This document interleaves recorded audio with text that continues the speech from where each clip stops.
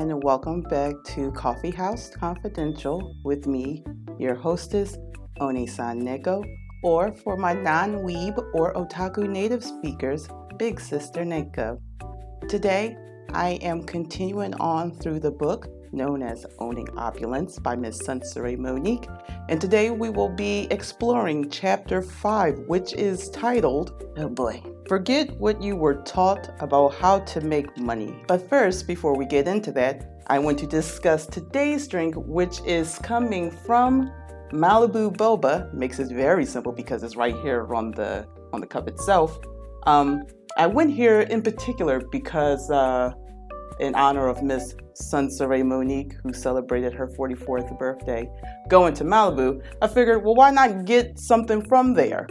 Even though this is technically not from the city of Malibu, Angora Hills is where I got it from, but the point still stands.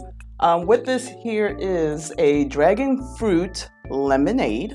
I modded it a little bit according to what you would get from their actual website. I don't have the blue raspberry stuff, and I swapped out the cheese foam for sea salt instead. Let's see how it tastes. Oh, that's real nice. I wonder what it would taste like if I did not mod it. You know, Soncerae, whenever you're back in town of Los Angeles, you can stop by and have yourself a refreshing drink. But more to the point of my last video, I want to address a couple of things. Word on the curb is that Owning Opulence will be getting a sequel, and I, for one, am looking forward to it so much to get the sequel of Owning Opulence 2 Electric Boogaloo. So I'm waiting with bated breath. I heard that you're also starting to plan your 45th birthday already, which is nuts, because it's almost as if you're trying to prove someone wrong about you doing the same scheme over and over again when it comes to your birthday, you know, between the months of December and January. Now, foolish me, I didn't think you would start as early as August, but you know, I will be keeping my eyes peeled on those two very, very big events that you have announced. Until then, let's go back to your first book. Today, I will be discussing Chapter 5, which is titled Forget What You Were Taught About Money. Going off of this title alone, this is what the author's goal ought to be. Challenge the reader's general knowledge of money and basic economics. If she's telling you to forget it, well, all right, whatever you're telling me to forget, I'm assuming you're going to give me something better, more effective to build upon, or just, you know, whatever, or maybe you think there's just an overall thought of money that's just not generally understood well.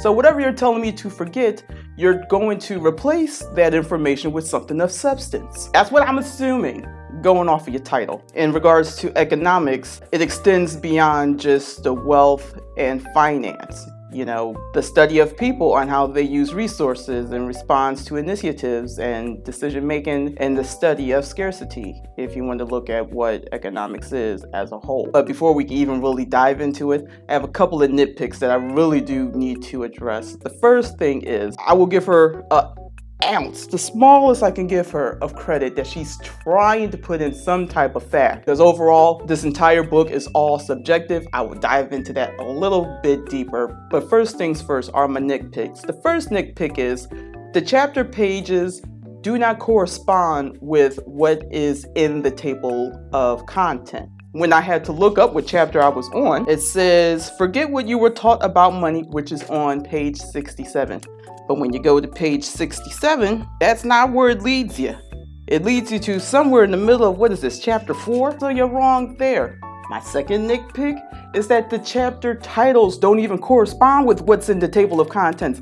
Again, going off of the table of contents, it says, Forget What You Were Taught About How to Make Money. Go into that actual chapter, which starts on page 73, though the photo is on page 72, it says, Forget What You Were Taught About Money. I get in chapter 2 you mentioned that you needed an editor, but like for real, you didn't even give this not even a once over to make sure like what you're writing in this corresponds.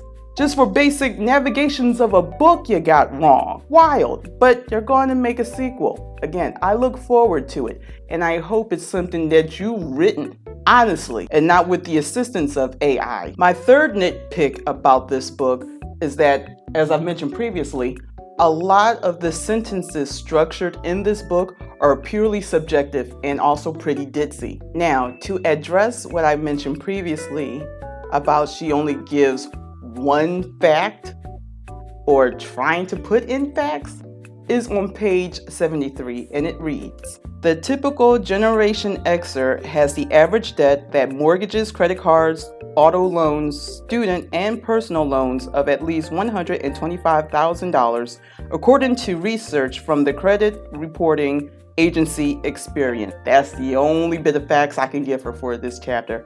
Everything else in this chapter, she is purely on her family. I guess we had our fill of the ex. Now it's time for her family to catch some of this smoke too. As I've mentioned, the chapter, if not this entire book, is the best example of her subjective, skewed, egocentric view of her life and those within it. It's very hard for you to write a book where you're trying to express your knowledge and your knowledge is not based on anything that is concrete or that has also been agreed with other experts. Her knowledge is purely subjective because it's whatever she experienced. And the crazy thing about it is your experience is just so warped that nobody else can relate to that. More importantly, in this chapter, she talks about her family, sparing her daughter and her son only because she is deeply jealous of her daughter, as I've mentioned in the previous video. We often talk about what do these mamas be out here teaching they toxic ass sons. But let's talk about what fathers teach their daughters. You know, my father taught me how to keep a man. And you know what he said to me? He said, in order to keep a man, all you got to do is be a hoe. He told me all I had to do was fuck a man good and he'd want me forever. That's it. That was my dad's advice. I watched my daughter have this amazing father. And now that my daughter is 2 minutes from getting married to her high school sweetheart, someone she's been dating since middle school. She's 23 now. He's like 24 or 25. He'd take care of her financially and she wouldn't have to lift a damn finger. It wasn't until I turned like 16 or 17 where I met my daughter's father, and he ended up being kind of like a fatherly figure. Like, he taught me how to cook. He taught me how to get my first car. He taught me how to, just be a better woman. Because a lot of us haven't had our fathers in our lives. I'm actually happy that my mother kept my father away from me, because my father wasn't necessarily the best. Like, I did end up being around my father. I got to meet him before he passed away. The last time I seen him really was when I was like super duper young. I had to be like 6, maybe 8, the oldest 8. And I remember how bad of a person he was then. So when I did finally end up talking to him again once I got older, he wasn't necessarily the best man in the world. And I do want to say my stepfather wasn't the best man in the world. So my mother wasn't really that good at choosing, but then again, it's kind of difficult to choose a good guy when you are in a sea of just nonsense. You feel what I'm saying? Like, it's very difficult for a woman to choose a good guy when she's surrounded by just the worst, you know what I mean? So my daughter got her first ticket. My daughter got her first ticket, and she over here lying to her father, telling her that I ain't care, and I just did a live stream. I said, I'm going live, call your grandmother, because I knew she was going to be okay. I knew she was just going to get a ticket. But I was like, call your grandmother if something goes wrong.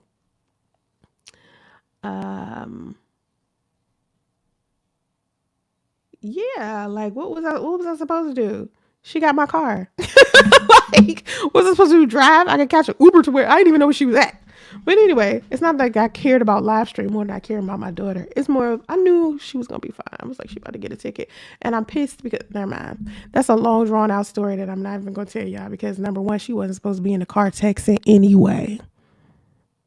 She was texting me and she was making it seem like she was in a safe way.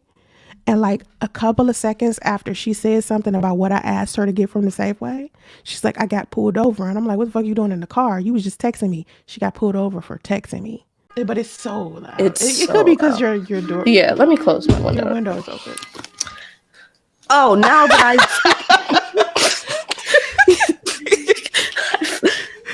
See how you control the universe? The universe is funny. Universe, it's I hilarious. told you, you are so powerful. Like, you just do stuff. I feel so powerless around you. Like, 'cause you, like, anything you want, you get, and you really don't even notice. What's funny about that is you there keep was this- thinking you don't. And she views her son as a burden since she failed to steal another woman's husband. I can always tell when someone doesn't know God. They say things like, leave God out your mess. And it's like, you know God the way that I know God. God is in everything. Everything I've ever done, every decision I made, even the poor ones. As a man, right, if you know that you're going to leave your children with their mother, right, and you know that their mother needs to have a stable, healthy mindset and to have the freedom to be able to be a good mom, you want her to be well taken care of because she's always going to be around your children. I know y'all love spankings. I know the Black community is like, spankings is what we're supposed to be doing because that's what, you know, our elders told us to do. But for me, like, that was terrible. So it just reminded me of like the thought process of, in order for me to feel like I'm loved, or in order for me to feel like I'm in a normal situation, a man got a pound on me. And I feel like I would be teaching my daughter that, you know, I would be teaching her that she's supposed to be beat. And so I stopped hitting her. Now what I do with my son is I spray him. And people be like, why do you spray him? You know, that little light spray, that little white thing that you do for your hair. You know what I'm talking about? Like that little slick mist. That's how I do my son, and it get him to stop. He don't like it, so I don't violently spray him. Like, you know, I'm not gonna be the woman that's gonna hose down my son like he in the civil rights movement. But we have to find certain ways to discipline people, because when you being abused as a kid, you kind of grow up and be the same type of violent person that you know, experienced when you was a kid. It's so hard. I can't get it to do what it's supposed to do. I can't get it to like turn on. It's supposed to like hover in my hand. Anyway, I'm gonna work on that while we do this live stream. So anyway, please make sure that you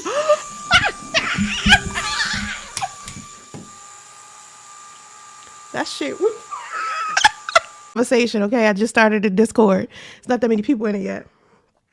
What is my son crying about? My son crying. I went and threw the ball in there with him, and he think the ball too loud. He don't even really like the ball. Anyway, also, I need y'all to factor in something. I don't trust priests with our baby. She said to me, why? I said, because the asshole left me in a hotel sick while I was pregnant. She was like, oh, that's different. He'll take care of his son. How the fuck is that different? Justice was alive when I was pregnant. He was alive. Justice was alive inside of me. So when a woman is pregnant, you need to make sure that she's well taken care of. He could have died. I could have died. I wasn't eating right. I couldn't keep nothing down. I could barely stand up. I was so sick. I needed priests so bad. Enough donations to fly myself to California so I could be taken care of. Because had I stayed in Atlanta, I could have died in that hotel room. Then justice would have died. My well-being matters. My well-being mattered when justice was still inside of me. They ask God for certain things, and God may not give it. I don't look at it as, oh, you know how a parent doesn't give their child stuff. Like my son keeps trying to come through the door, but I locked it. He want to come in, but he can't come in. Why can't he come in? Why can't he come in? Because y'all here. My biggest issue when I was reading this book is that she uses words interchangeably. I might have mentioned this before in previous videos, but like, words have meaning. And if you use a word, use it with intention. It shows how limited her vocabulary is. She uses words interchangeably as if they are synonymous, and they aren't. For example, as we know from her real life, when people say that the man was married, she keeps saying that he was separated. Separated means you are still technically married. It's not the same as divorce. In the eyes of the law, they absolutely are still together. Why I'm bringing this point up is that she constantly used, in this chapter in particular, the word belief. Your viewpoint, my viewpoint, your perception, my perception. It's like you can't talk about that when we're talking about finances. We don't have time for belief systems. We just need cold, hard facts, numbers, and statistics. She's using the word belief, confusing it with knowledge. The distinction between knowledge and belief is a psychological one that refers to different aspects of one's mental representation. Knowledge is based on facts, information, skills acquired through a person's experience, or education. Keyword. Belief is faith, confidence in someone or something. Now it's time for me to address some of the things that she wrote in this chapter because I am ready to get out of here. We're going to go to page 73, where she writes, all becoming financially free is crazy. All becoming financially free is being responsible enough to pay attention to what you're doing. Number one, I hate that sentence. Number two, is it really though? She says this line and it's leaving me confused. What do you mean by pay attention to what you're doing? Are you talking about spending recklessly? Are you talking about, putting your responsibilities first?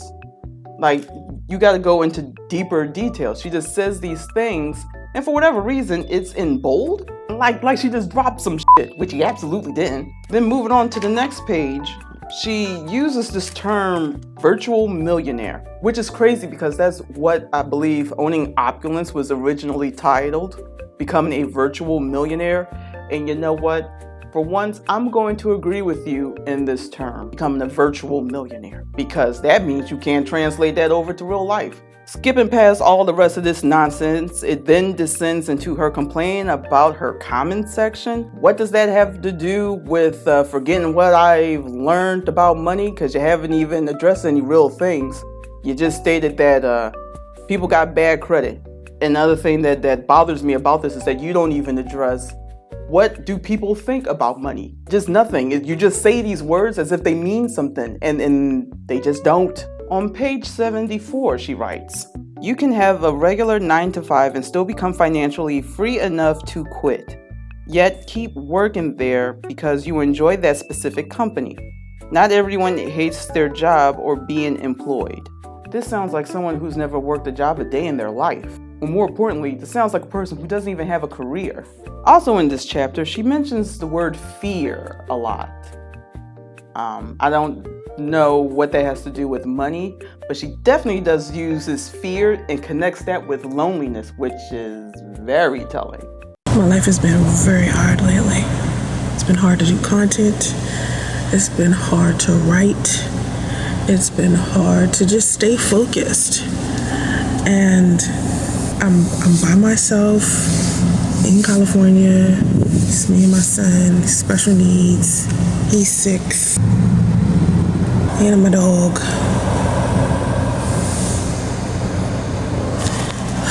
This is hard. This is like life is so hard. And I just want it to get easier. And it's like hard to be positive towards everybody else and to get on social media and talk all of this positivity when I'm struggling.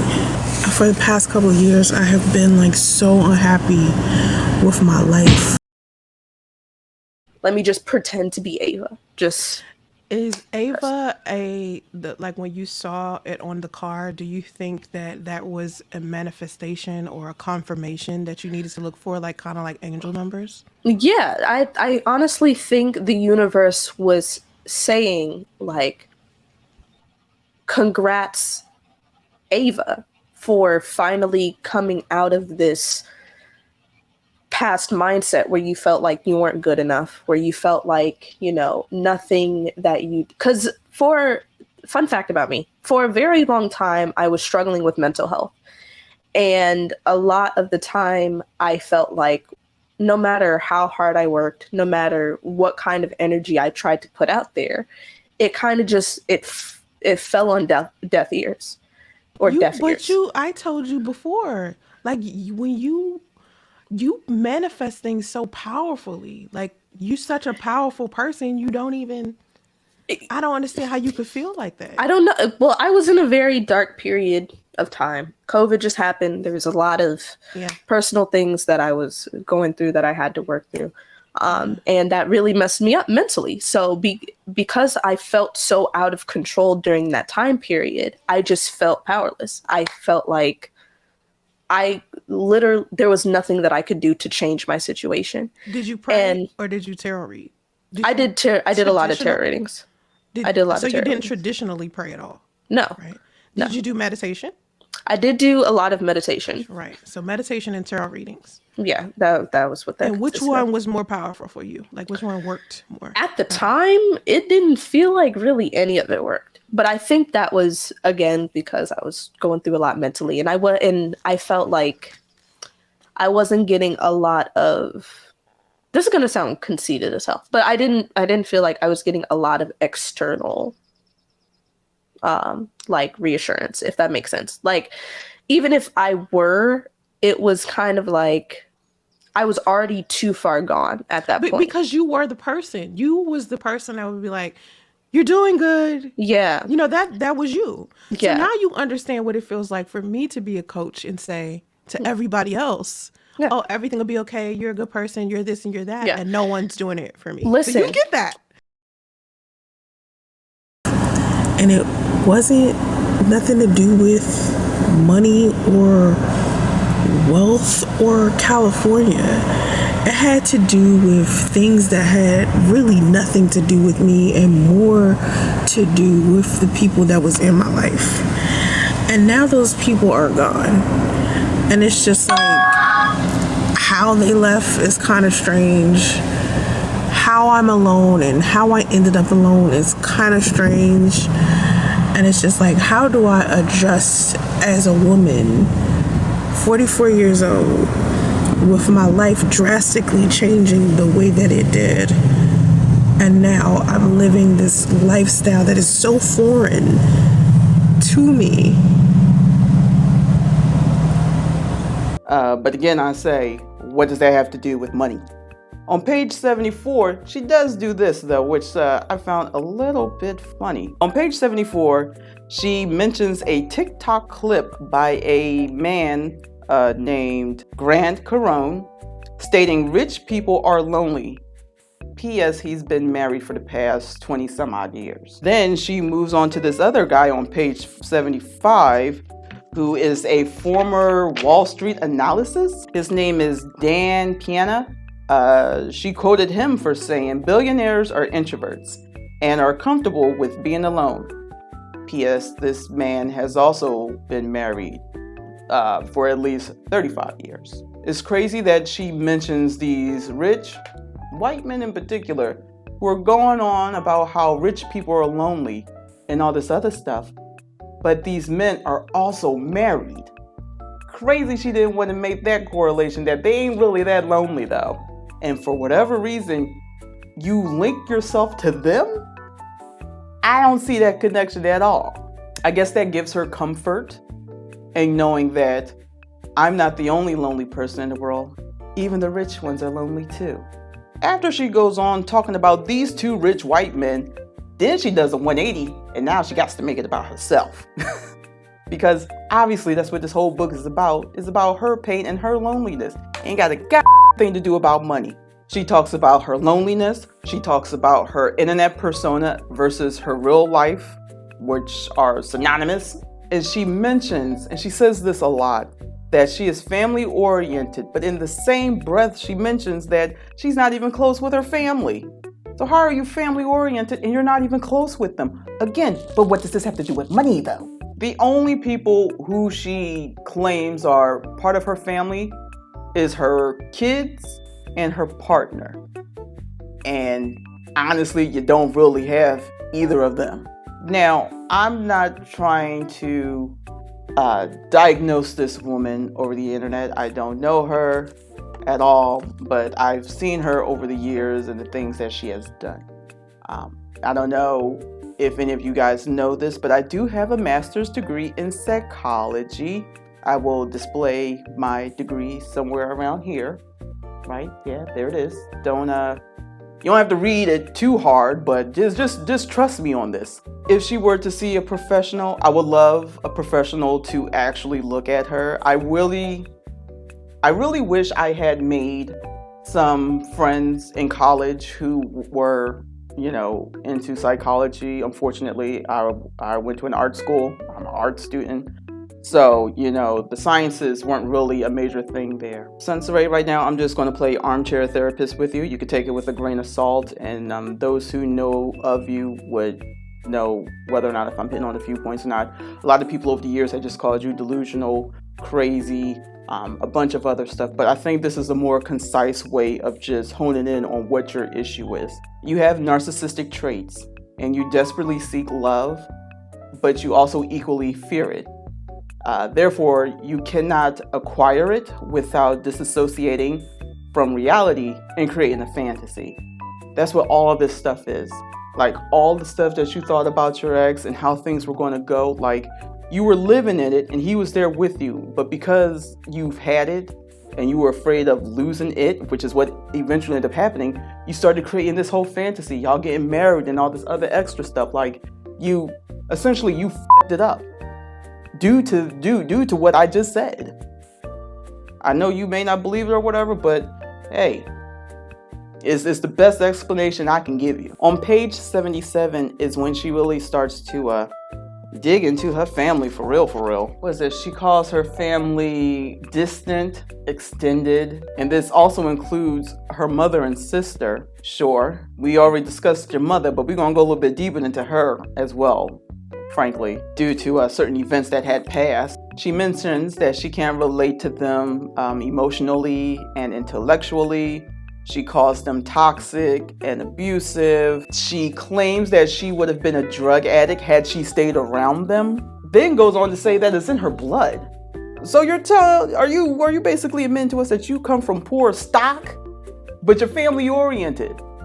Got it. She lists her relatives' names. I'm not going to put them out there like that. She just boils it down to she doesn't feel connected to her mom, her dad, her sister. A lot of this disconnection, once again, this is armchair therapist chiming in, results from family dynamics, poor communication, conflict avoidance, past experiences, mental health, social skills, unmet expectations. That could be from either your mother or your father or however you thought your sister was supposed to treat you, because she's your baby sister, so you're the oldest. Your lack of connection to them can simply just come from lack of support and emotional validation. You talk about how something happened to you real bad when you were a kid. Whether that was true or not, I don't know, but that actually would explain a lot. I have a question. Were you molested? If so, do you think your history with men has anything to do with it and your rejection, promiscuity issues? I have been celibate for 6 years. Before I met my son's father, I was celibate for most of my adult life. I think people factor in the 2 little years I was polyamorous and classify that as promiscuity. And they also think about the promiscuity I had when I was like a teenager, because I was like promiscuous when I was a teenager. It was because my stepfather used to molest me, right? And he led me to believe that sex was what women were supposed to do. Like, I was taught that was what we was all good for. I wasn't told by him that I was valuable. You understand what I'm saying? And then the women in my family would just call me a hoe. You know what I mean? They wasn't explaining anything to me. It wasn't like they was like, oh, let me teach you how to be a good wife, a good mother, a good girlfriend, a good blah, blah, blah. They wasn't teaching me any of that. They was abusive and, mean and ugly towards me. Even from the time I was a little kid, like before I even started having sex on my own, they was mean to me. So my whole life, like my whole childhood was just a whole bunch of adults misguiding me, like being mean to me, lying to me about shit, telling me I'm supposed to lie. Like my stepfather told me that I needed to always lie. So because people wasn't going to believe me anyway. You know what I mean? He was just like, ain't no sense in telling the truth. He was basically just trying to hide what he was doing to me so I wouldn't tell someone. But I feel like my mother should have known, because she used to have to like put Vaseline on my vagina because I kept telling her something was wrong with my vagina. So she would look down there and see that something was wrong with it and just put Vaseline on it. Sometimes I feel like I look back at it and I'd be like, did my mom like allow him to do this?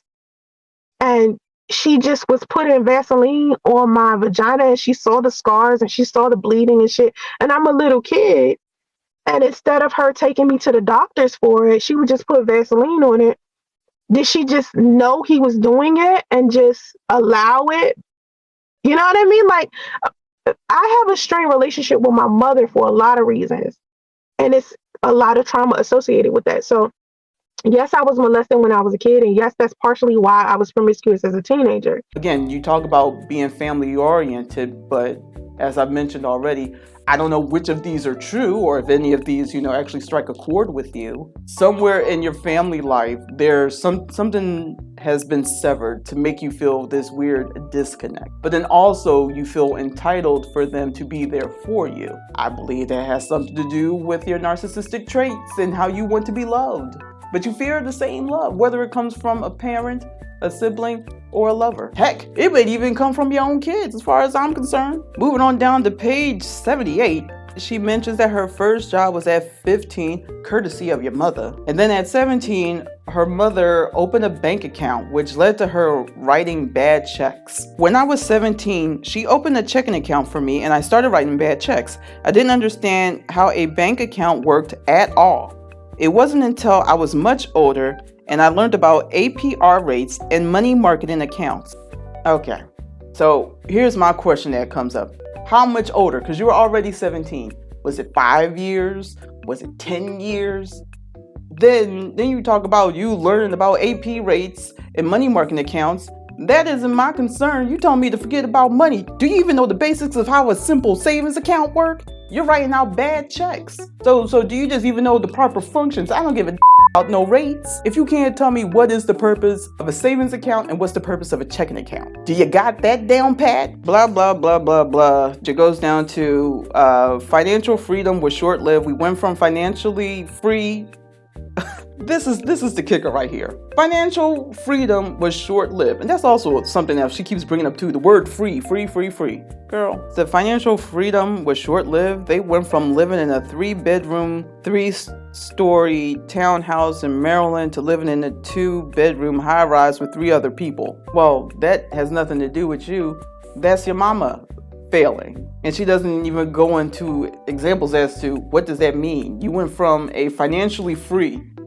What is a financially free? Does that mean that your mama was living with someone? Because that's what it reads to me. That you went from a financially free 3-bedroom home to now being in a high rise with 3 other people. Meaning your mama was living with someone and then got kicked out and now she gotta start paying rent. Reading this part when she's like digging on her mom, the parallelisms between her mother and her are unmatched. Parents not knowing how to take care of their children. You think I'm a good mom? Yeah. Don't lie. I'm not. I think you are a great. I think she said that because I let her say biatch. You let me do stuff like skating, which most not unprotected, but most really protective parents don't.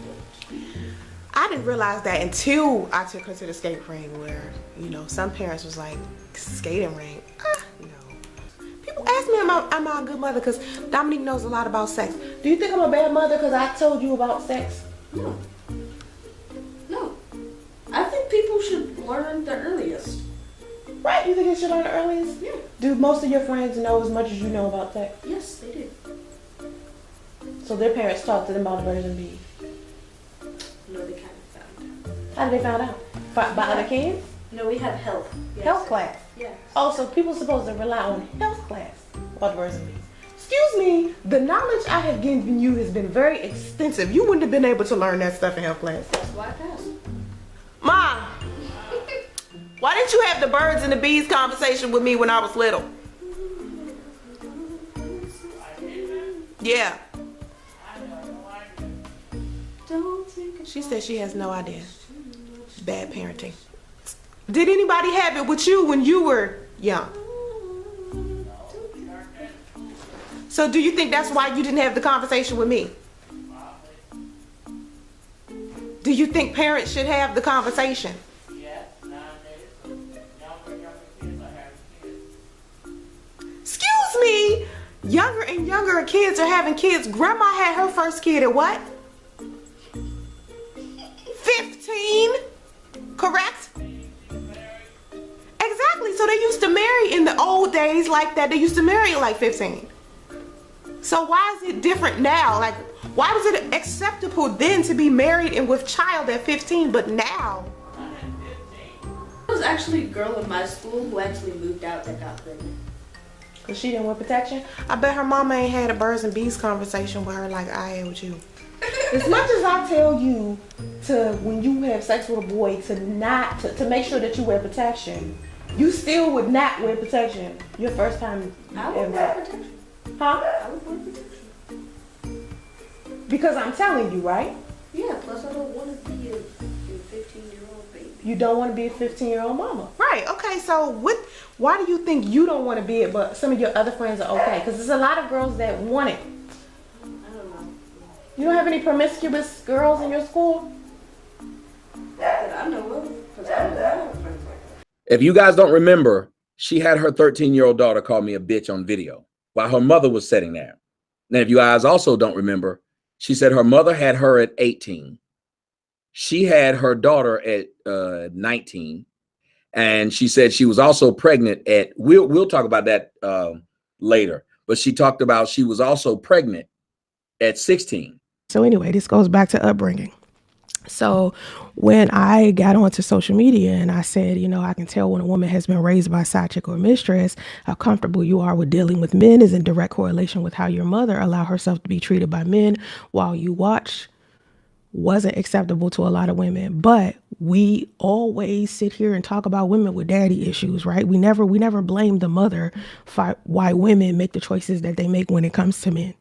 Okay, but the truth is, a lot of women who feel extremely comfortable with being a side chick learned some level of a man being in her life as, I don't know, a tool to bring her more confidence. Or having a man in her life brings her more status and more security. A lot of women have abandonment issues, so they want to be with men regardless to that man's status. Some women feel like they can be the woman that takes a man away from a woman. You know, some women feel like they don't want the responsibility of being a wife, so they'll be a side chick. You know, there are a number of reasons why women decide to do this, but a lot of times it has to do with their upbringing, whether their father was in their life, whether their mother was allowed to, whether their mother taught them to allow that type of treatment inside of their life. And who have decided to cheat on their wives. Now, me, now that I'm 38, I was a mistress. How long ago was that? It was 2009. Yeah, I think it was 2009. I had started dating a guy and we would go out, we would go play pool together, we would go on dates, we would go out to eat. We would have a really, really good time together. We had a nice friendship. We would go on picnics together. So we did a lot of amazing things, even though he did eventually get married to the girl that he was cheating on her with me. He was cheating on her with me. And he did eventually end up marrying her. And then when he married her, I still, was around. Okay. Now, my situation with me and my son's father was headed for divorce. He was separated, but he ended up divorcing his wife, of course. We knew this was going to be inevitable. I mean, after I've spoken to her plenty of times, she was just like, I'm done with him. I was done with him before you came around. I've been done with him for a long time. So after speaking to her, I knew that their situation was going to be over.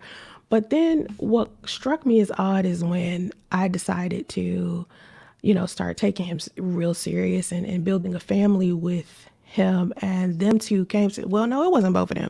It was him. He came to me. He said he wanted to try to work it out with her, but he didn't know whether she was going to be okay with that. And she led me to believe that she was not going to be okay with that. What are some of the unresolved issues that people have inside of a relationship that will make them cheat, that you think, Ma? I don't know, because some people just is in their DNA. They don't. You know keep saying DNA.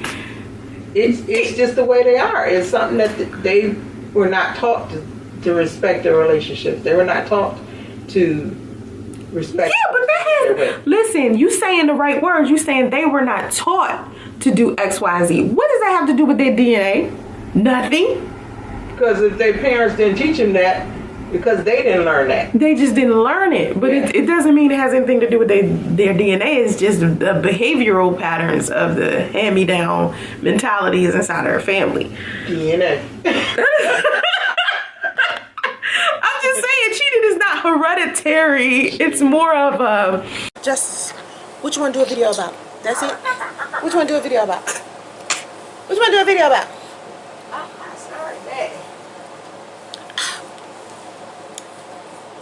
What more could you say about him? There's nothing more that you can say. If I could say anything to Priest, what I would say is that he's missing out on beautiful things with his son. And as a man, you should be proud to have a son that's beautiful and loving as my little shmooky wookie here. That's my baby. Oh, let's do the fish shape.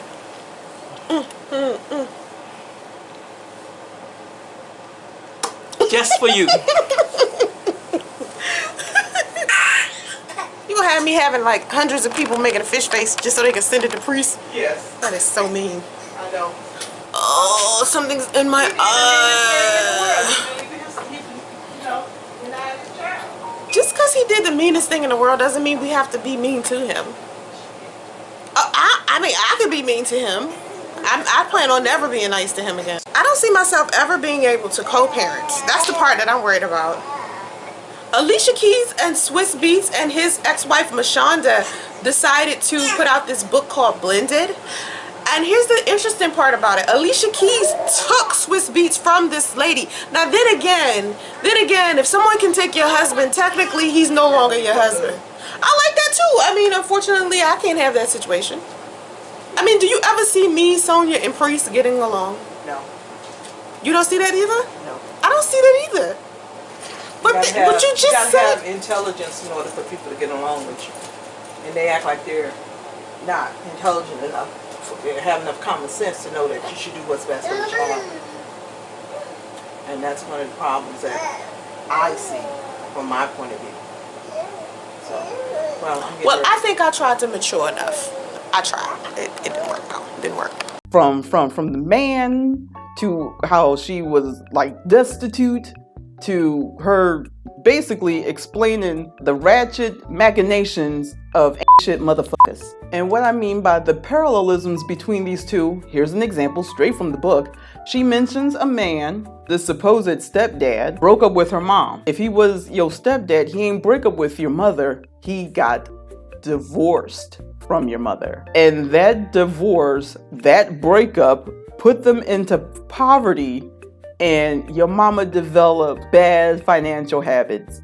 Ma'am, you did the exact same thing. That married man, who you were already living in a hotel with anyway, he left you, and now you're living in a car. If not on the weekends, you got yourself in a room. It's wild that you lived through that, and then you're still doing it. Again, you're family oriented. You talk about how you want all this fancy stuff, but you come from poor stock. So you don't know no better. So can't no man build with you? And then we bring it on down to page 79, which truly pissed me off because this is how I know you are an ain't shit mother. She writes, "Who knew I'd be humble enough to drive a transit bus just to make money to feed my son? It made me look at work, in quotes for some reason, differently. You didn't think you would be humble enough to work as a transit driver. Your mind is warped. I don't know what you think you are or what type of hierarchy you are that you think you're too good to drive a bus around. That's some wild shit." And the way she writes it, in my mind, how I'm hearing it, is like, just to feed my son, I got to drive this bus. Yeah, bitch. Whatever you got to do is always for your son. And it's almost as if you were still on your ego trip, that means would your son would have starved because you had to humble yourself? You had to degrade yourself just to take care of this little mother? over here. I know this is off topic for the book, but I'm gonna say it. That child will be your downfall, and it is coming. I cannot wait, because the older he gets, the higher the possibility of you getting caught. That's all I gotta say. But more to the point of this sentence that really bugged me. You just sound like an adult. Again, if I am a reader reading this book, I know nothing about you. I know nothing about your history. If I were to come across this line, read it, and you still expect me to take you seriously at this point in the book, you sound like an adult who has severe development issues and self-aggrandizing delusions.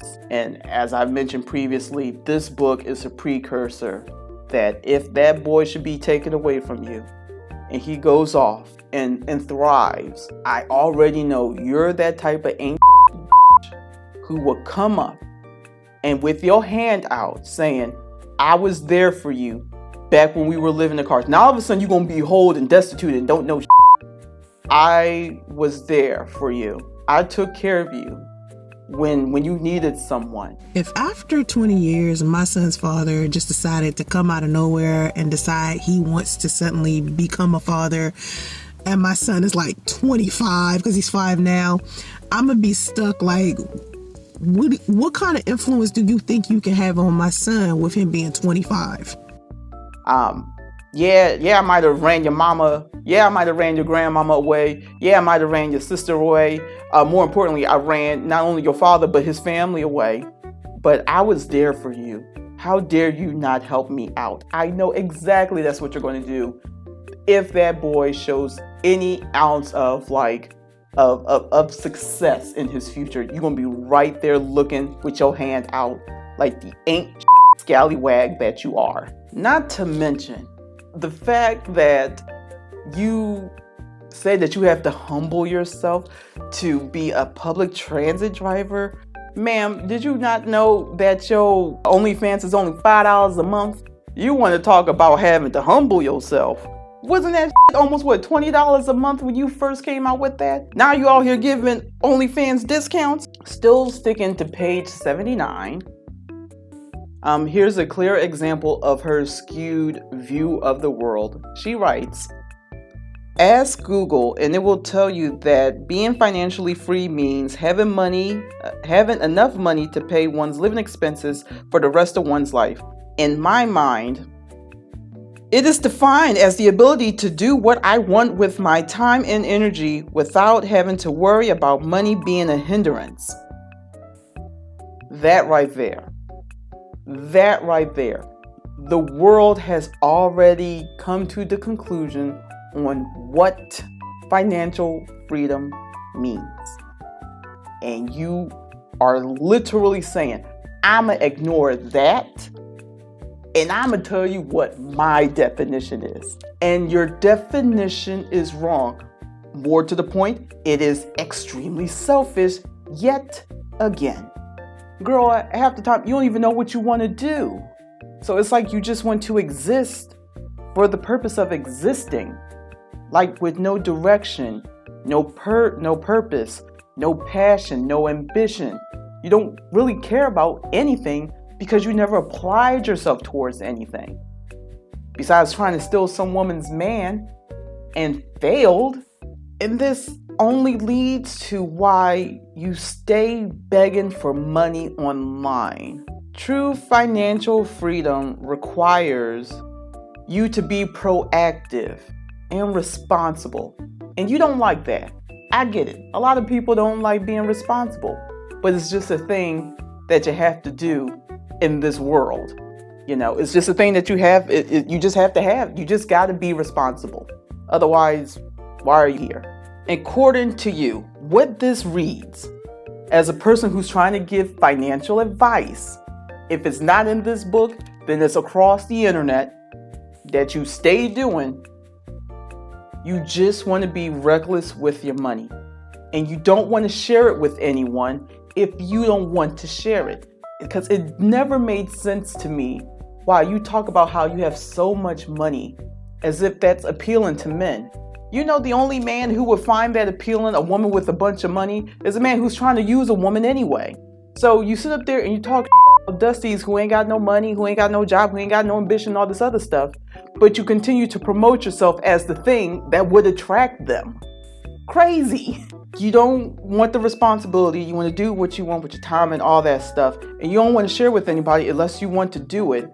And then essentially you just want to pass all of the responsibilities to someone else, which is why back in 2023 you were able to sit up there and look the part as someone who does podcasting or trying to give advice or whatever. Your hair was on, almost said on point.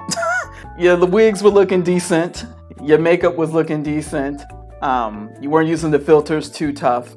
You had the background going, all that stuff. You had the equipment. Wow, your mama, your daughter, and tossing your son were the main individuals who were bringing in money, while you get to sit on your fat all day and act like you built this up from the mud and generate zero income. Ooh, I'm surprised they lasted as long as they did, because you couldn't be my daughter, but more importantly, you also couldn't be my mama doing this. On page 80, the financial advisor then tells us that what is going on here? She's been evicted. The last message they sent, it was, Soncerae Monique, you have a message from Luther's wedding registry honeymooning in Maldives. And when they contact me, they say stuff like, you're a liar, you are, your hair is nappy, you have bad credit, you have evictions, you're this and you, just a whole bunch of rumors and shit. She had her car repossessed, and she pawned items for an abortion. How hard up for cash are you to need to pawn items for an abortion? It's like, I don't understand why folks just don't use condoms. They're way cheaper than getting an abortion, and also way cheaper than having a child for the next 18 plus years of your life. You already mentioned on the page previously, you just want to be reckless with your money. And then you tell us that not only are you reckless with your money, you're also reckless with your life. But I'm supposed to take advice from you. Cool. Page 81, she then has the nerve to say what we were taught in human resource management. When were you ever in human resource management? And for who? And for how long? When did this come up? Because this is the first time I'm hearing about it in the book. Next page, 82. This part genuinely made me laugh because she basically admits in the book that she's not that detached from reality. And I'm like, girl, if only you really knew. It's wild that you're that self-aware that you do detach from reality. But it's way more serious than you're giving that credit to, because armchair therapist coming in one more time. Besides the narcissistic traits, there's plenty of proof that you are definitely suffering from psychosis. And for those who don't know what psychosis is, it's basically a group of symptoms that causes a person to lose touch with reality. It's easy to call it delusion, but there's way more to psychosis, something you can easily look up. Again, that's what I did. I know of the word and where it came from, but I didn't go into depth because, again, I am an armchair psychologist. This is where I got my degree from. But essentially is when a person loses touch with reality and they have difficulties distinguishing between the two, reality and then whatever fantasy that they have come up with. And man, you have displayed this time and time again. Blah, blah, blah, blah, blah. On page 83, she wrote this wildness. Let's keep in mind that in my early 20s, I was an internet entrepreneur and a philanthropist. With what money? When it wasn't popular to do so. Ma'am, philanthropy has always been around. You ain't start that trend. Not to mention, it's very telling to who you are today. Just this line alone. Yet everyone offline thought I was out of my mind. They were correct. All because I never wanted to log off my computer. This leads back to my earliest statement of you suffering from psychosis. Straight up. Most recently, you mentioned that you cannot deal with life extended more than 15-minute intervals. Like I can only deal with things by the hour. And I remember when I first came to California and I was homeless, I was pregnant, I didn't have a car, I didn't have a job, I barely had a place to live. When my son was an infant, we was in a homeless shelter, so many things. And during that time, I was living 15 minutes at a time. Like, I could only deal with life in 15-minute increments. And I'd just be like, let me just get through the next 15 minutes. And then that 15 minutes would pass and I'd be like, let me just get through the next 15 minutes.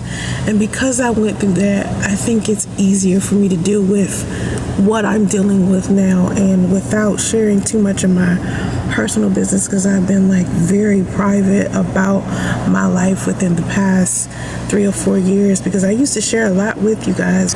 I am so certain that I will end up on top. I always end up on top, and everything is always okay. Like everything always works itself out every single time. How can you function where life has to take a pause?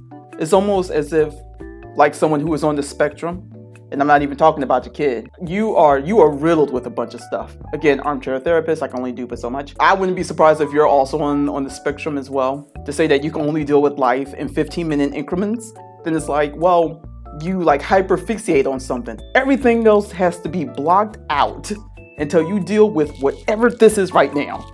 And everything else just falls by the wayside. That's why I truly believe that's why everything about you is so short-sighted. It's like, I can't think about the future. I can't think about what can happen within the next hour or so. I have to deal with what's happening right now, which would probably save you a lot of heartbreak if you kind of dealt with the situation of your ex while it was happening, instead of you focusing on trying to make that man be with you because you had his offspring. If you thought really, as he's telling you all these things about how he's not ready, how he'll take care of the kid, but he just don't want you. If you could have just stepped beside yourself and say like, I'm about to head into a really bad situation for the rest of my life. Because obviously a kid goes beyond, 18 years. Your kid is with you until you leave. And if you really thought about that, more than not at all, you probably wouldn't be in the predicament where you are now. And now it's like hindsight is 2020, sure, but now you're just stuck with the consequences, and you're mad at everyone besides yourself when people were trying to tell you better. And that would also give way as to why you work so hard for these fantasies, why your psychosis and your narcissism. And I'm sure I don't want to say that you may be autistic yourself. I do believe you might have Asperger's, because something about you does say you don't have proper social skills or like understand social cues when you're around other people. And you absolutely do lead with your sexuality when you talk to any man. I've noticed that a lot, but I'm gonna save that for another book. And then the thing that definitely blew my mind, still on the same page of 83, after she has already established that she relates herself to these rich, married, white men's loneliness, she then decides, I also relate to Mark Zuckerberg because he's with computers and technology. It gave me such a whiplash I was not prepared for. She says at 27, she learned how to code and knew little about programming computers. Before I went to college for business, but in chapter 9, you said you have a degree in business and marketing. Just so that I know I'm not crazy. Business and business marketing are two different things. As far as I'm aware, business is a more broad category that you can get while in college, while business marketing sounds like it's a little bit more concentrated. The fact that you're using those two things interchangeably, that's not how that works, because they're two different things. My major was computer science, but in chapter 2, page 26, you mentioned that my plan was to move to California eventually and wanted to advance my career and find a software engineering job. Computer science and computer software engineering, they're two different things. One is more broad than the other. But then this is when my brain started to break, because it becomes insanely confusing When did you go to college? What was your initial major? When did you go back? You go on to say this, which is what took me out. I was tormented by boys in all of my classes who didn't believe I was smart enough, so I quit. Sometimes I wish I didn't. In the end, I found success online in other ways. I never fully left the information technology industry. So again, what was your initial major? When did you go? You said you quit. So when did you go back to get the bachelor's degree? Because you can't quit college if you said you already got a bachelor's degree in business marketing. Also, why does it matter if some boys was making fun of you and tormenting you in classes? I'm not saying people can't get picked on in college, which is weird because we're all paying way too much to have time for that. Why would that matter? Like, wouldn't you have already paid for your tuition, or maybe at least paid for that semester if you haven't paid for the full year? How do you just quit that? How do you just let that money slide? Like if you were on scholarships or if you took out loans. I don't think anybody would just quit school, university, college. We ain't talking about high school. Dropouts happen all the time. When it comes to college, I don't believe anybody would give enough of a shit. And I wouldn't have thought you would be so weak that some dude's telling you or making fun of you that you weren't smart enough. So here's the deal. Did you prove them right? Because if you knew you were smart, then who cares if they didn't think it? Your grades will tell otherwise. Unless they were on something. But that still doesn't change my point. Like, that is such a juvenile thing to say. I quit college because people were making fun of me. That's insane. And when did you quit? Did you quit during your freshman year, your sophomore year, your junior year, or your senior year of college? Because that's very crucial. Because again, I say in chapter 1, page 9, you say you have a business degree, but you just said you quit. So when did you go back? And more to the point about you saying how you've never left the information technology industry. Ma'am, catfishing online and shaking your virtual cup for change does not count as information technology. I'm gonna just put that out there. She writes on page, 83 going into page 84. Building my UI UX design business under the suggestion of a Greensboro, North Carolina promoter who would pay me to design his MySpace pages.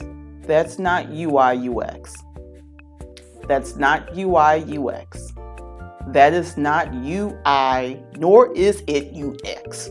Photoshop, ain't it? Playing around on MySpace, ain't it? Tossing up a Shopify account, ain't it? Playing around on Facebook, ain't it? She claims, now at 41, the company I built, Revenue Digital, is one of my main sources of income, bringing in $140,000 annually, more than any other business I started.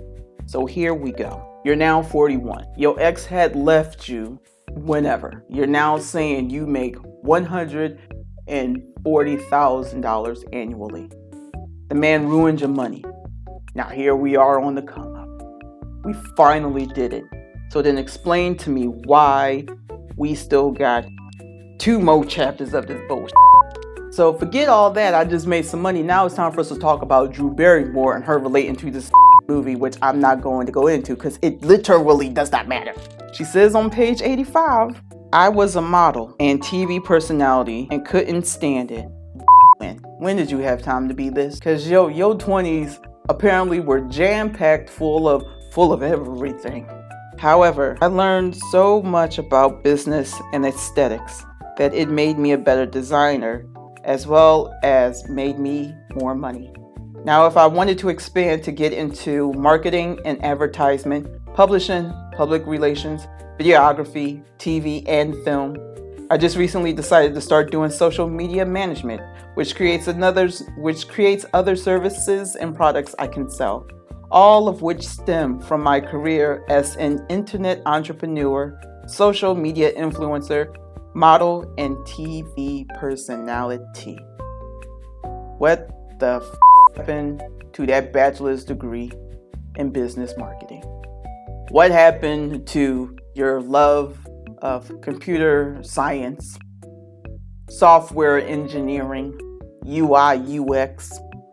Where do all of those fall into this new thing you got going on? But you know what? It doesn't matter, because she doesn't bring up this topic at all again, since we're close to the end of the chapter.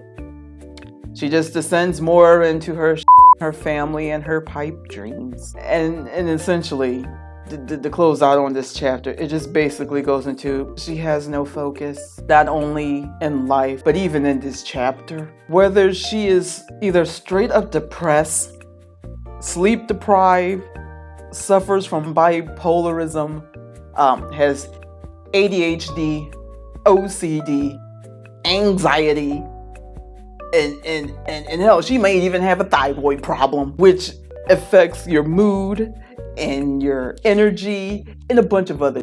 She is a whole smorgasbord of stuff. I'm just an armchair therapist.